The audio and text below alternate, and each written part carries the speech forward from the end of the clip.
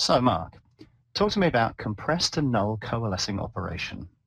Sure, Rory. Here I've got an example of some code right here where I've got a ternary expression where I'm checking to see if value is equal to null.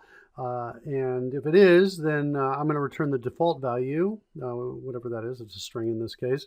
Otherwise, I'm going to return value if it's not null. And what I can do is I can take all of this and compress it into a null coalescing operation.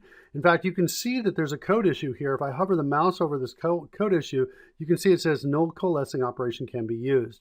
And if I click that link right down there, if my hands are on the mouse, I can go ahead and change that and fix that like that.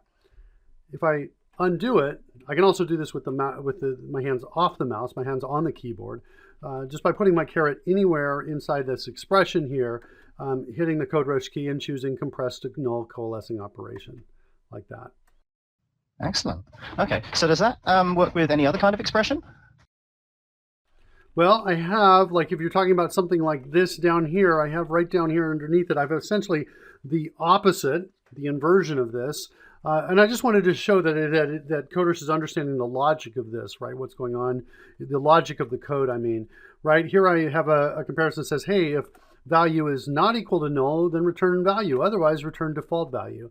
So if it sees a ternary expression that can be compressed into a null coalescing operation, you'll get the code issue that tells you that it can be compressed. That's what we're seeing with these little squiggly underlines right here.